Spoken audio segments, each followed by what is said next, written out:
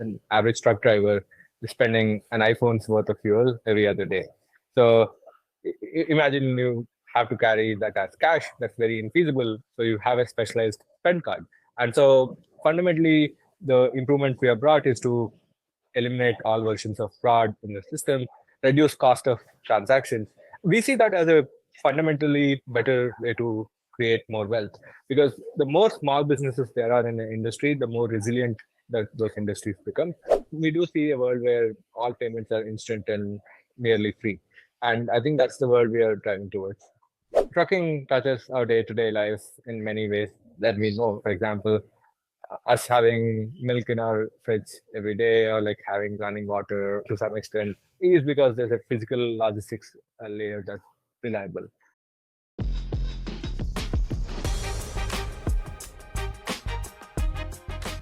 Hello and welcome to 100, a podcast that takes you inside the most promising hypergrowth startups in a conversation with the founders themselves at the helm.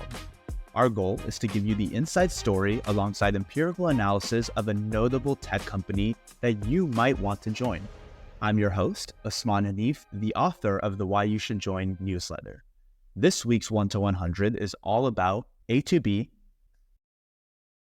For those tuning in, welcome to 100, where every week we sit down with the founders of some of the most notable hypergrowth startups. As always, my name is Usman. I'm one of the co-authors of Why You Should Join, and I'm the host of the podcast. Today's company, AtoB, is building a fintech solution for the trucking industry. They offer a suite of tools including fleet cards, instant direct deposit payroll, and access to modern bank accounts and saving tools. The company was founded in 2020. They've raised $230 million to date, with their most recent Series C round being led by General Catalyst and Elad Gil. They're at an exponential growth rate and currently serve 35,000 businesses and work with some of the largest fleet managers and marketplaces, including Uber Freight, for whom they are an exclusive fintech partner. We're super excited to be chatting with Vignan Velivela, the company's founder and CEO. Vignan, thank you so much for doing this. Thank you, Usman. Looking forward to our conversation today. Awesome. Well, to get started, you're building fintech for the trucking industry. What you've built is clearly needed. As mentioned, you're dealing with 35,000 businesses and some big ticket customers. Though the trucking industry and space, I suspect, is probably a little new for a lot of the listeners tuning in here. So for the listeners who may be unfamiliar, can you maybe start by breaking down what the trucking industry looks like today, and then what is it exactly that AtoB has built?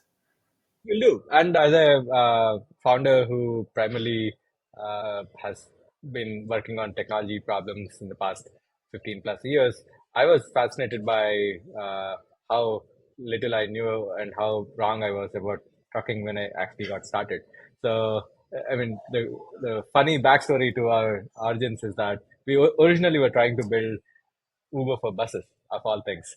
Okay. And so not a great idea in retrospect, but I was at Cruise Automation. I was a robotics engineer by training, and my co-founder was at Uber. And we figured, like, how come the US has such a large bus fleet, but somehow don't have these intercity buses that we see more commonly in Europe or Asia? And so we were trying to effectively build like a bus marketplace. And we started at the probably the best timing possible, which was a few months before COVID. And and we had like a quick growth spurt, and then like basically fell off the cliff as COVID hit and everybody stopped moving. Particularly buses were most affected, as you may remember, in terms of the transportation industry. So we went back to the drawing board and trying to understand how is it that these fleet operators don't have any good tools to operate themselves. So we were doing everything from paper checks to them. All our orders were on emails and Excel sheets. It was surprisingly very broken. So we spent a lot of time trying to understand the industry better. So we went to truck stops in California and also spent time talking to truck drivers. And through those conversations, what we realized was, and pretty much trucking is the bedrock of modern logistics. So and even during COVID, if you remember, our grocery shelves were all fully stocked. Our vaccines were coming to our healthcare centers on time. The reason for that is trucking never stopped. And It truly was like the backbone that ran the modern economy. And we were fascinated by how resilient the industry was through all this global pandemic that was happening. One of the reasons for that resilience is trucking doesn't have like a single point of failure. So by industry standards, trucking is probably one of the most distributed industries among large industries. And just to give a tidbit of why this is the case, trucking for all practical purposes should be, I'm talking about US trucking alone.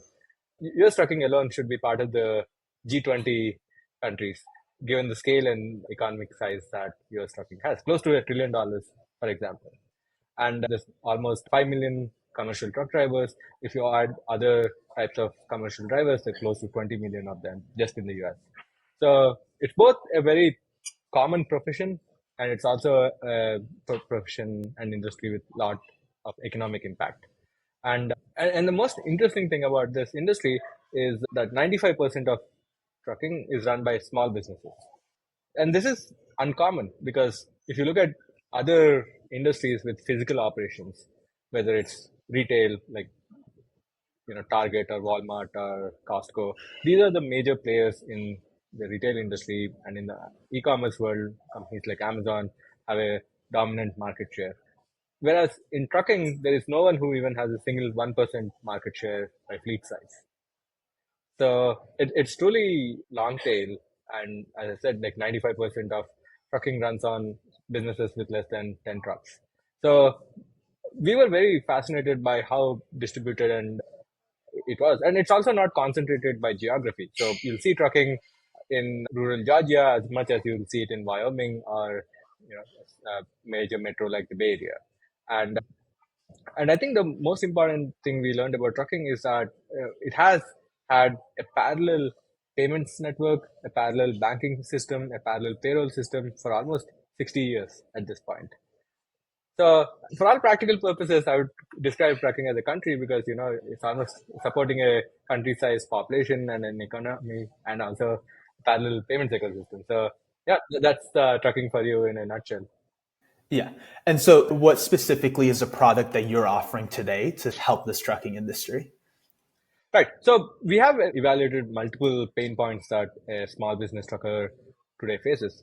So they don't have spend cards to manage their day-to-day business expenses. They don't have modern banking systems to effectively help them save money, use working capital loans to spend on their business expenses.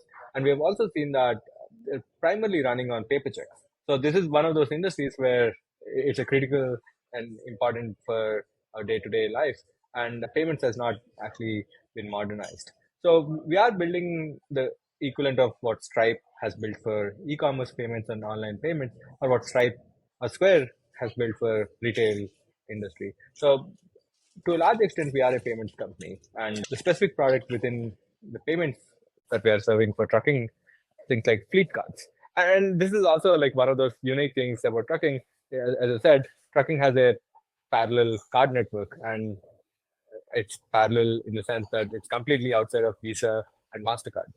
It's probably the only industry where this is the case. So, I take it that the fleet card specifically is a card that if you're a fleet manager, you can hand to all your truckers and they can use for fuel and other expenses that they have throughout the process of delivering something, correct? Right. And the fleet cards, just to clarify, a lot more powerful and sophisticated than an average credit card.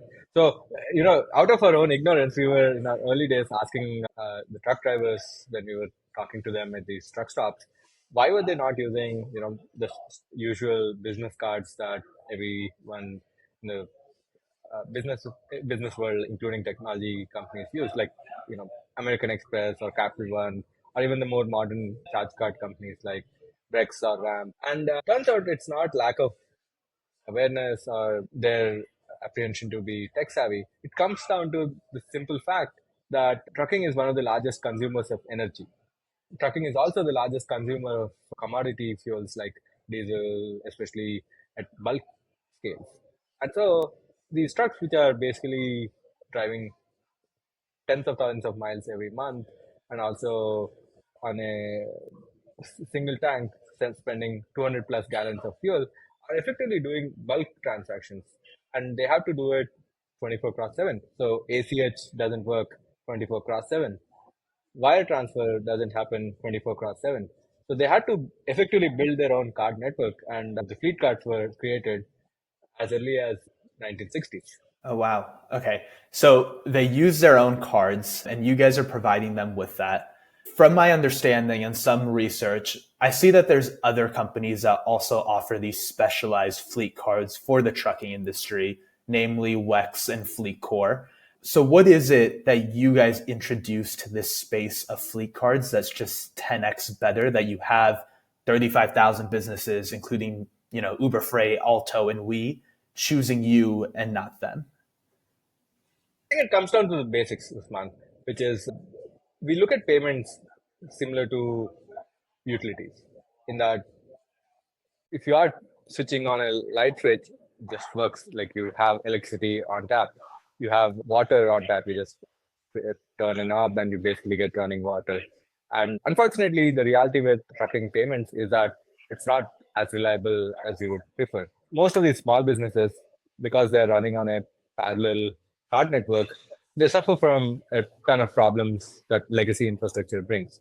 And these card networks were created since the 1960s. I'm not kidding when I say this, but they still run on 1960s era technology. Like COBOL code bases and IBM mainframes are what are used for transacting hundreds of billions of dollars in payment volumes. So by no means are they small in terms of scale, but also they are running on some of the oldest tech stack in the payments world.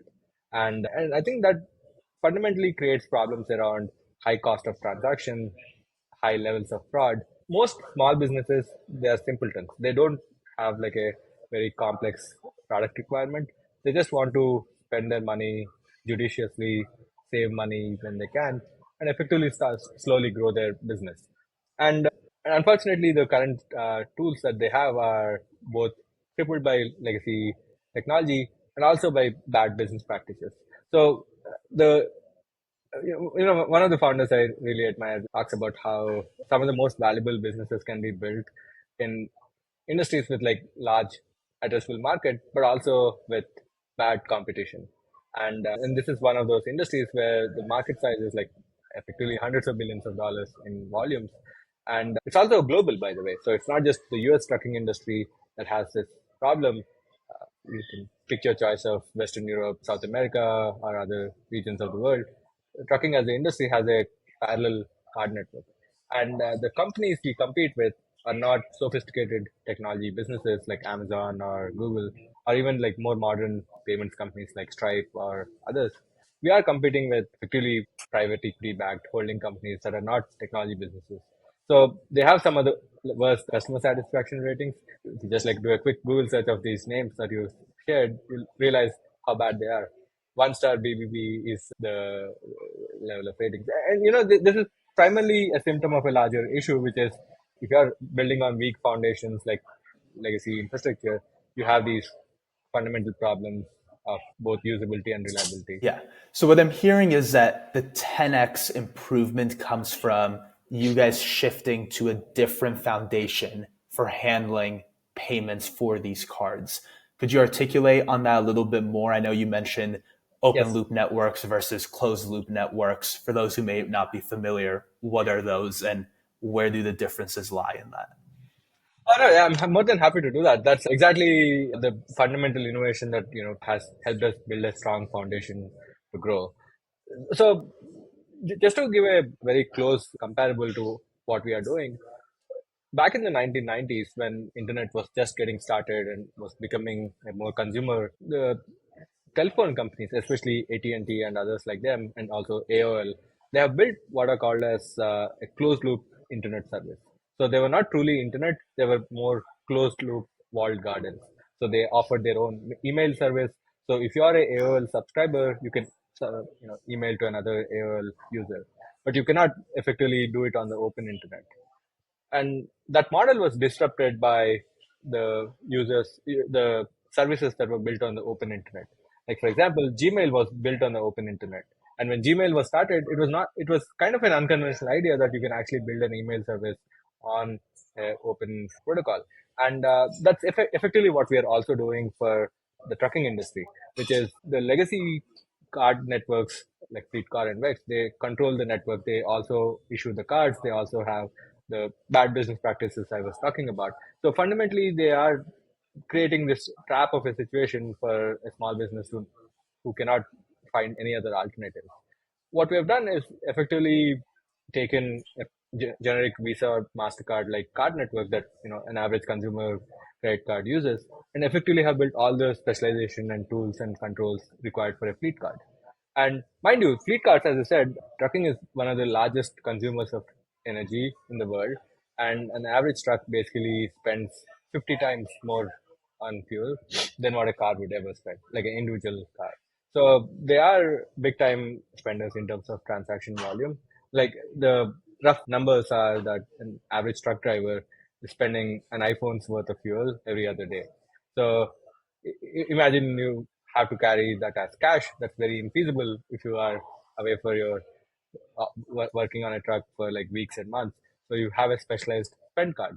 And so fundamentally, the improvements we have brought is to eliminate all versions of fraud in the system, reduce cost of transactions.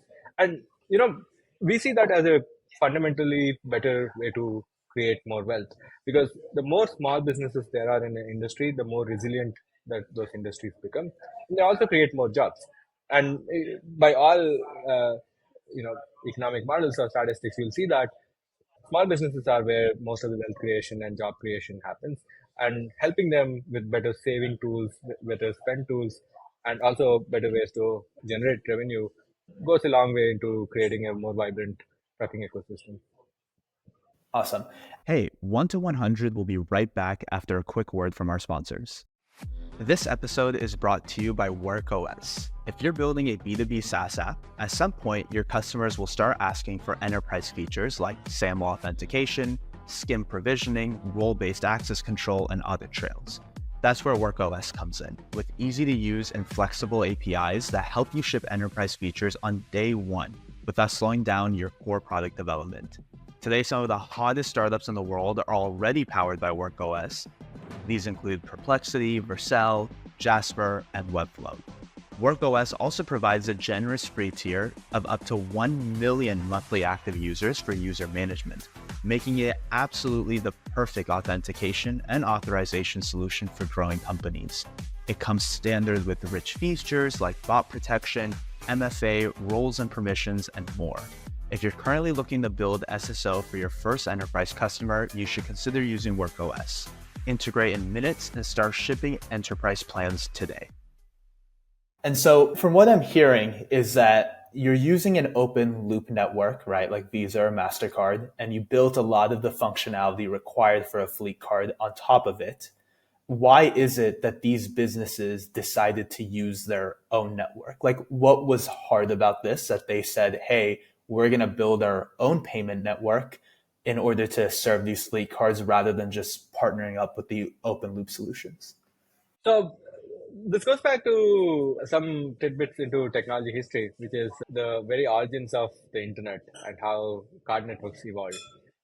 So the internet actually evolved, as you may be aware, through a research project. Like the ARPANET was how originally a couple of universities, including Stanford and UCLA, and a couple of universities on the East Coast, just got it started, and they were basically doing data exchange on a network. And the card networks like Visa and MasterCard effectively use that same principle to exchange money. So they were transferring bits of money on a network. And fundamentally, Visa and MasterCard were created for consumer payments. So the idea was you are looking at transactions which were worth maybe tens of dollars. And like, let's say you're buying a cup of coffee or some groceries at a grocery store. And those were usually the use cases that they were built for. They were never built for transaction values that went into thousands of dollars. Because the moment you have thousands of dollars, you have a higher stakes game where cost of error is high. So if you're not doing a transaction correctly, you're losing thousands of dollars for either the customer or the business who's accepting that card. So trucking as an industry had to figure out an alternative that was not for consumers. And so they had to build specialized protocols. They had to build like specialized networks so that they can move money in larger volumes than an average credit card can do. And that was the very origin. So if you look at the primitive card networks that existed, every state had its own card network. So California had its own card network, and that was distinct and separate from Texas or Ohio. And over time, they all got consolidated, but it was not as commonly standardized as the internet was.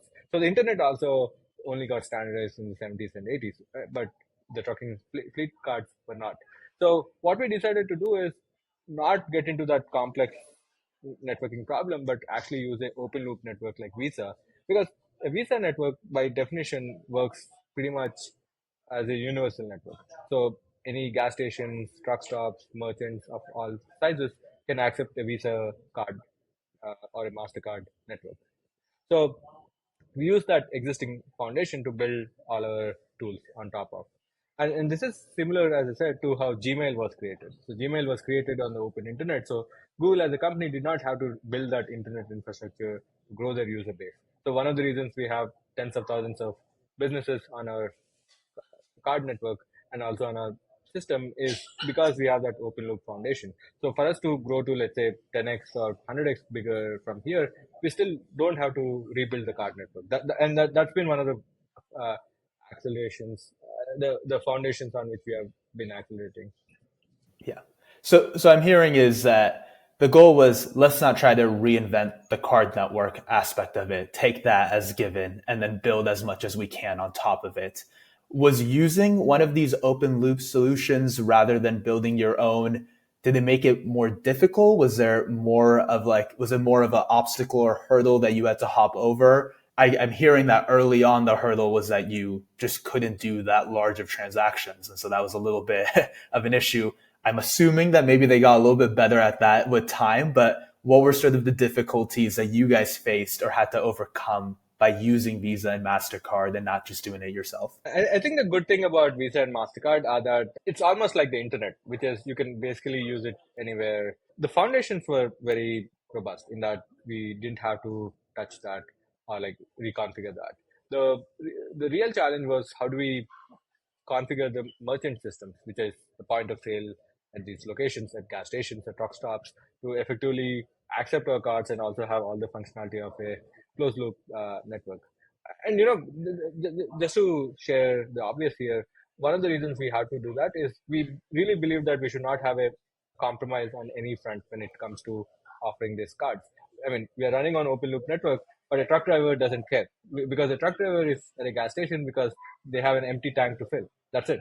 Whether you give them physical cash or a card that's running on open loop network, it doesn't matter for them. They just want to fill the tank.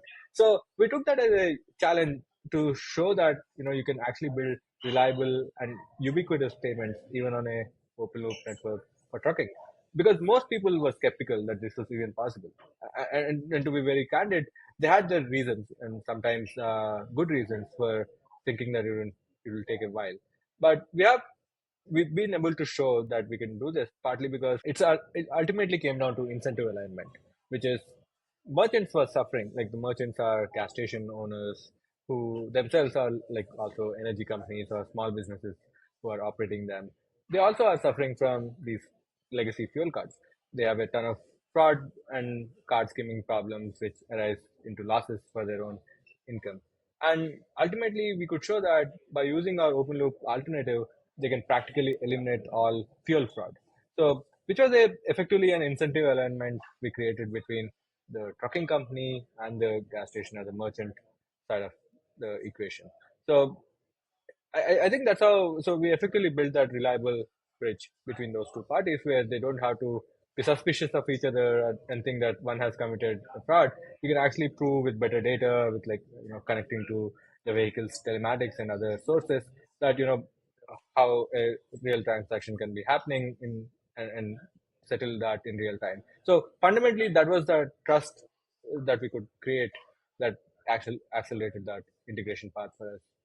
Yeah, and we'll definitely dive into some of the cool stuff you guys have built on top of this network in a second. But almost as an aside, I'm curious, why did people think this wasn't possible? Like, what were sort of the things that you proved the haters wrong on?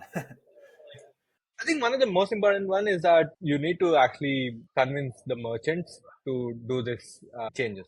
And Visa, for example, has been built as a consumer credit card. So most consumer cars will probably need to use a consumer credit card to effectively purchase $50 to $100 worth of fuel. You don't purchase $1,000 worth of fuel. So it's almost like a order of magnitude or more jump in transactions you have to build towards.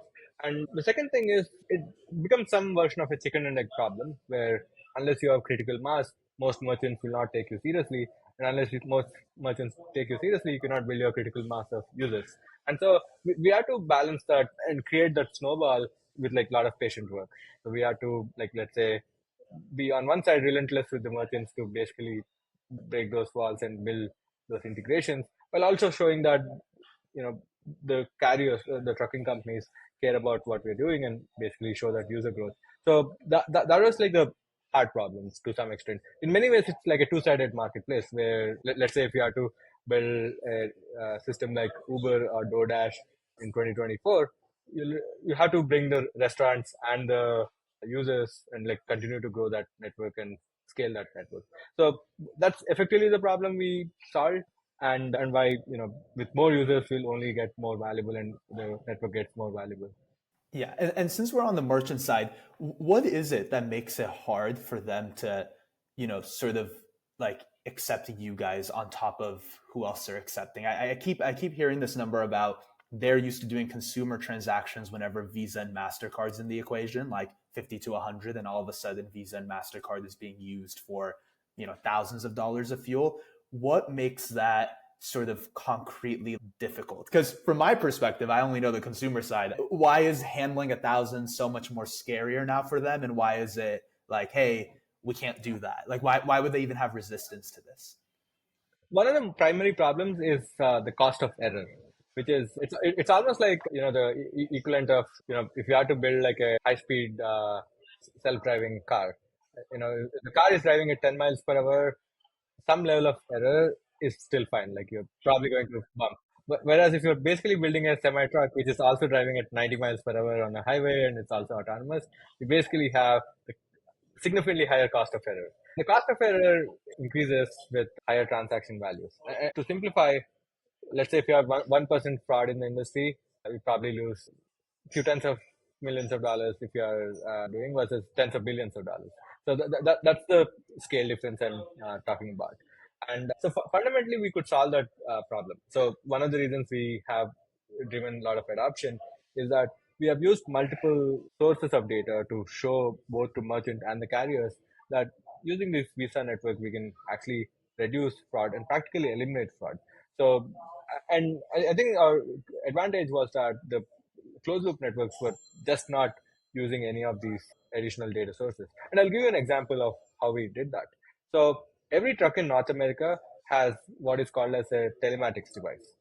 And a telematics device is mandated by the federal government, both in the US and now in Canada, where they effectively have to have a hardware device tracking the location of the vehicle, and also things like speed, tank level, odometer reading, other things of that type.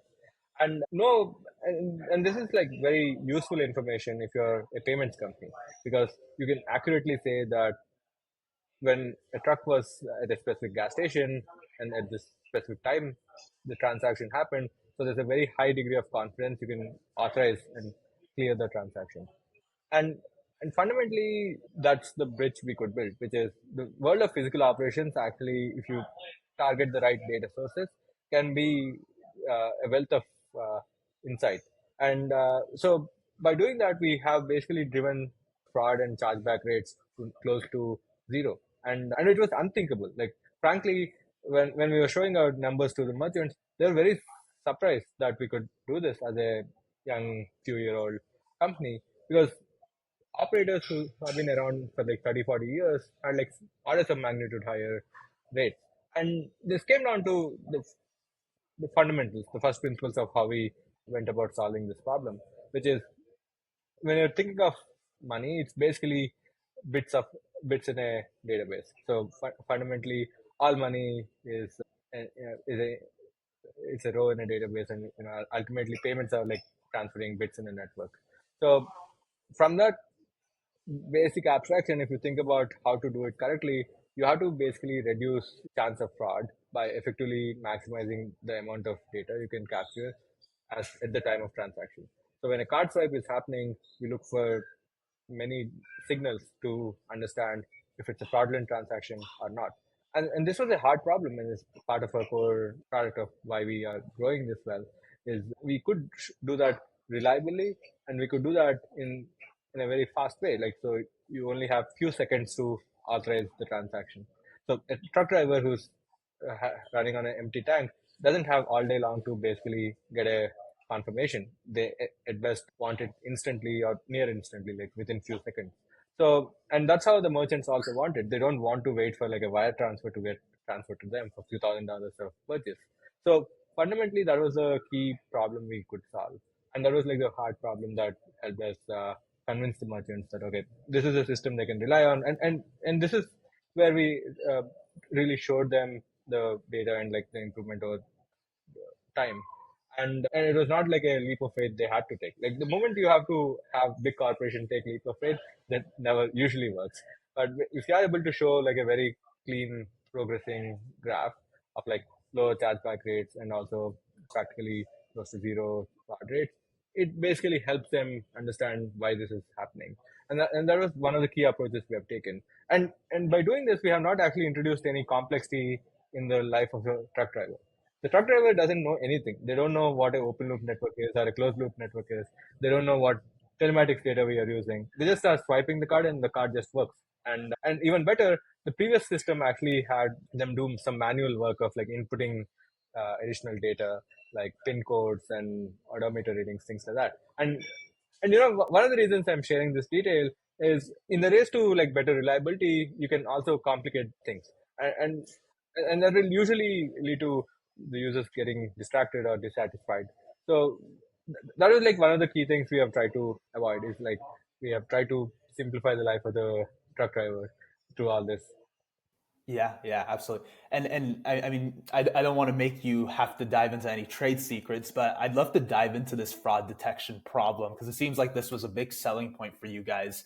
I know you mentioned telematics. You sort of have this hardware device in every truck, and so I guess you're taking some data from there. Plus, there's other data sources. Would love to hear about those as well. And how did you guys kind of put it all together to do this fraud detection? Absolutely. So you know, I one of the key reasons we have to focus on these metrics is all payments company ultimately are high volume, low margin businesses. So if you are like a card company and let's say you're processing $100 in a day, you basically are making $1 or $1.50 as revenue. And if you are an online processor, you're probably making 10 cents to 15 cents on that transaction. So the accuracy levels you have to maintain through this is significantly higher than what you probably have to do for a physical operation. So let's say if you get something right 90% of the time, you probably are like still in a good spot if you are a company which doesn't have that level of sensitivity around revenue and margins. So it's not just us. Like if you look at some of the best success stories in payments in the last 10, 20 years, they've all almost maniacally focused on reducing fraud rates and chargeback rates. So another example is Stripe. For example, Stripe started in roughly 2010 era, and online payments already existed by then. So there was PayPal, which was running for almost 15 years at that point, and there were also larger payments companies like FIS or First Data who work with merchants. So Amazon.com already existed. There's like a fairly large online ecosystem of payment processors. But I think what Stripe did really well that had helped them accelerate and grow beyond these legacy players was significantly reducing fraud risk and chargeback risk for the through online payments. And it's a hard engineering problem. So ultimately comes down to so we have to build like we had built a very primitive data model and used like effectively a rule-based model until we realized that rule-based models cannot scale beyond a point. So we that evolved to ML-based model. These days it's called AI, but I'm still calling it machine learning just for like simplicity. And but ultimately the approach we have taken is let's start with basic fundamental rules around what is useful for the merchant in terms of a transaction. So I did the KYC, KYB of the customer. We also look at things like real-time bank balances to make sure that we are dealing with a legitimate business and they're not like some scammer or fraudster when they're actually trying to make these large ticket purchases. We're also doing actively work with the point of sale system to make sure that the integrity of the system exists. So there are some hardware that we are also doing. So, and unfortunately, in the physical world, people can just like tamper with physical point of sale systems. And if you are a gas station in a national park, you probably don't have enough inspection happening. And that's the reality with trucking, which is basically trucking is everywhere. You have to drive in national parks, Native American reservations, and also places where there's no cell phone signal. So in many ways, we are building for the real world where we cannot expect anybody to have a smartphone or a laptop with like a good Wi-Fi network. It has to happen with all the imperfections of the real world. And then that was the fun problem too, which was how do you actually work on phones which are feature phones and not smartphones and still like make the whole process simple? And how do you like try to triangulate locations when vehicles don't have internet for hours at sometimes? And the things that actually also makes you reflect on how beautiful and diverse the geography of the US is when it comes to handling trucking. And yeah. Yeah. No, I mean, that's awesome. And I guess, I mean, we talked about this already. I mean, a core difference between you guys at the most foundational level is this open loop versus closed loop payment networks, right? But when it comes to these fraud detection tools, and, you mentioned you guys are doing it just, very concretely better than others. What do you think it is the difference there? Is it this model that you've trained that's just better than what they've been able to create or come up with? What do you think has allowed you to just beat them out there? So one of the key improvements is we have built payments which are real time and on modern infrastructure. So the legacy companies run on batch processing effectively. They settle transactions every other day, a couple of days a week, and they don't actually get like all this. They cannot ingest this level of data at the time of transaction. So it comes down to the problem of plumbing, which is if you have a plumbing system that's 120 years old, you basically will have all sorts of leakages and problems with the quality of output you get at the end. And whereas like a more modern system is a lot more performant because we have removed all that complexity and legacy systems have. And that's like the number one thing. The number two thing is not only have we made payments less risky, but we have also sped up payments. So just as a background, I grew up in India as a kid and I moved here for school. And India runs on primarily instant payment model. So if you are a consumer in India, you don't have to use a PayPal or a Venmo like system. You can just transact from a bank account to a bank account in real time. So I can pay you money and you just like receive it under 30 seconds. And that happened because the banking system in India digitized only after late 90s. Whereas the banking system in the US has started digitizing in 1960s, whereas India had happened 1990s. So they had basically leapfrogged multiple generations of computing hardware and also net protocols. So that's basically what is happening here, where we basically had to could leapfrog all these legacy systems by directly launching on an open loop network. And that's also the why now question of why this could happen now versus 2 decades ago, is that the open loop networks have also matured for us to build with these specific transactions in mind. And to remind you, this might feel like a very niche industry, but it's also like really big. Like hundreds of billions are processed every year through these cards. And so this is something we are building towards. The scale is actually closer to an internet economy than a small business economy. It's really beautiful how that decision at the most foundational level results in so many downstream tasks that you're able to do that others can't. I guess I want to take a little bit of a step back and talk a bit more about, your background. I know you just touched on that a little bit, but I know you have a couple other co-founders on the team. You guys are a great team. I'd love to hear a little bit more about how you guys met. How'd you decide to tackle this problem? I know you mentioned that the initial goal was Uber for buses, but Where did that come from, and how'd you move into trucking? No, absolutely. So I was a big believer, and still I am, of transportation having some of the most profound impacts in the coming decades. Whether it's fleets transitioning to electrification and eventually some version of autonomy, or effectively the utilization that is currently happening in transportation. Like case in point, for example, if you look at car ownership, so car ownership in the US is declining quite a bit, but it's also nowhere close to optimal levels because an average consumer is only using their car 1 to 2 hours a day. So for the rest 22 hours, you basically have a car just like at a parking garage or at your home. So it's basically idle. And so the origins of how we started with AtoB was that transportation is the largest contributor to greenhouse gas emissions also, like among the largest. So it's as big as the chemical industry, as big as other top three, top five industries. And what we realized is there is a lot of effort happening in consumer transportation. So, you have Uber, Lyft, Tesla, and like companies which have built extraordinary business models around like either transitioning people out of car ownership or into new forms of transportation like electric vehicles. Whereas there's not as much innovation that has happened in the commercial fleet world. So when was the last time you heard of a cool, trucking company or a bus company? Like I don't remember one once. And the reason is those are effectively run by small businesses who we don't interact with. Just to give a example, truck driving as a profession is the number one profession in the US across 29 states. Yeah, and I was surprised reading about that fact, and it's based on US Census Bureau data. And the NPR has actually a good article about how even large states like California or Texas and others like them have truck driving as the number one profession. And we don't really know as many truck drivers if you are in tech or one of the professional services because fundamentally you don't interact with them as a consumer. It's all small business or B2B, and so it's entirely abstracted from us. But everything from all physical objects that are in your room today, or the things we buy from grocery stores to critical supplies like healthcare, are all brought by this physical logistics industry.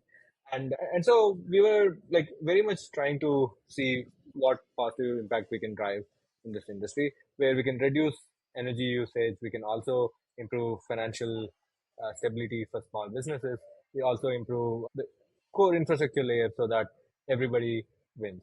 And that's how I fundamentally believe, and like my co-founders also, which is you can create this, upgrade the infrastructure layer, and basically create a more level playing field for small businesses.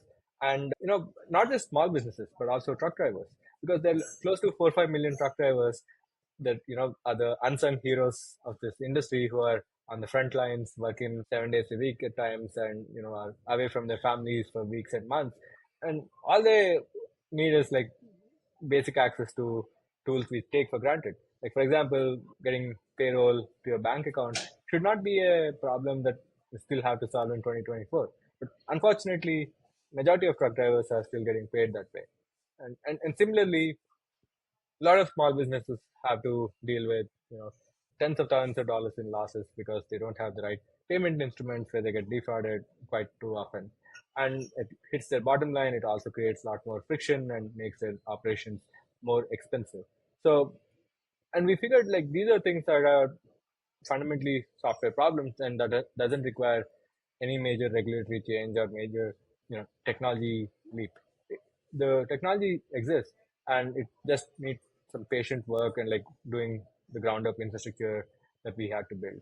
And that was the snowball effect that we could create, which is like the critical mass of users led to faster payments, that led to more larger merchants joining us, that also led to opening up more use cases.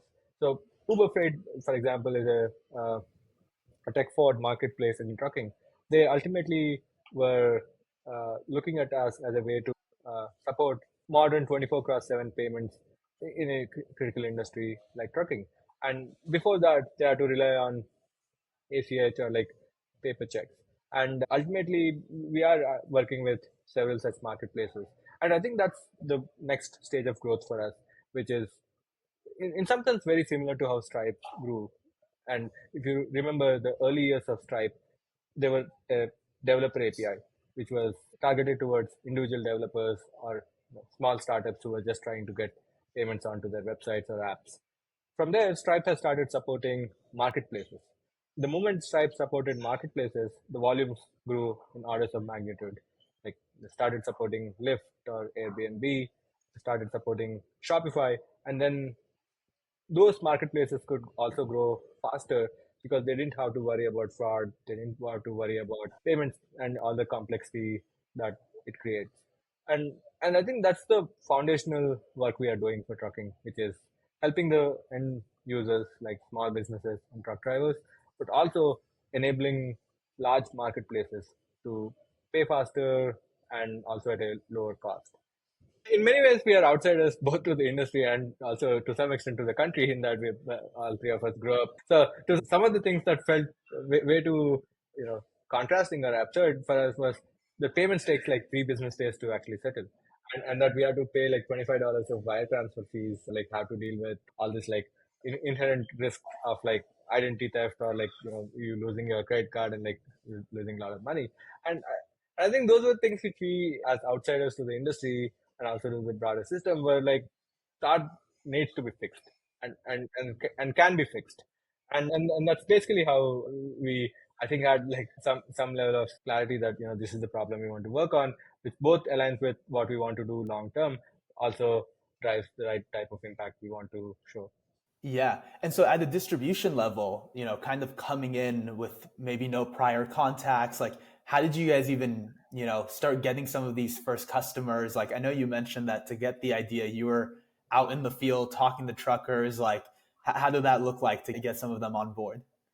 So we had to do a lot of groundwork. And it was like the fun type of groundwork, which is go talk to truck stop drivers.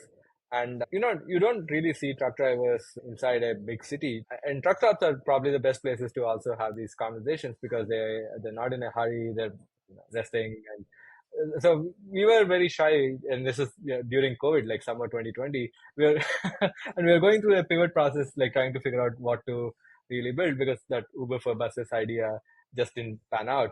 And so we were going there with an open mind, and anyone who was like kind enough to like spend some time with us and like explain to us what the challenges were as a small business owner, we used to give them like a $25 Amazon gift card. So that was our way to break the ice or like effectively continue conversations with them. And some of them we've been in touch over the years too, like after almost 4+ years of having those early conversations. They're still like our early champions and like want to see this improvements happen for the broader industry. And I think talking to users and actually observing them use your product is arguably the best way to get to truth, because no amount of research on the internet or like trying to read industry reports or talking to experts actually helps as much. And I see that being an outsider as an advantage beyond anything. If you think about some of the best success stories in the last 15 years in tech, especially in the tech startup world, Airbnb was started by founders who had no hospitality experience, and Uber was started by folks who did not have taxi experience, and Stripe was started by folks who did not have any payments experience. And so I do think being an outsider is to some extent an advantage of you bring fresh perspectives and ask the right questions. And also it forces you to think from first principles about what's possible.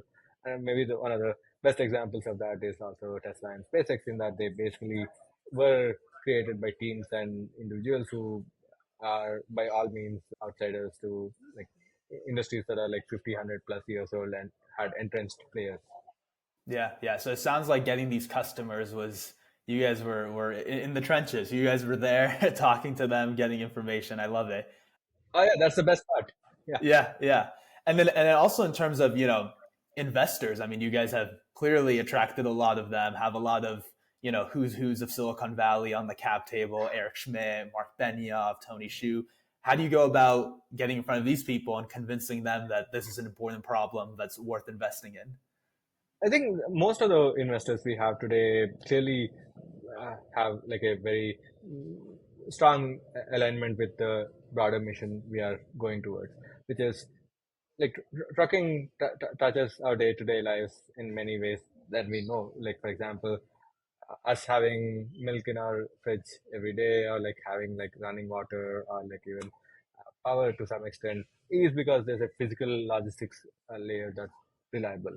And you know, the founders of you're referring to, and several others, have all built like extraordinary businesses, and understand the critical part that trucking plays for those industries to succeed.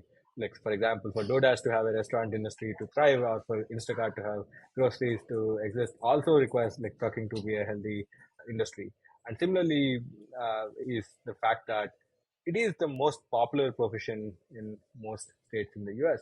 So there is a reality which is around how do you create the most impact with focused effort using software.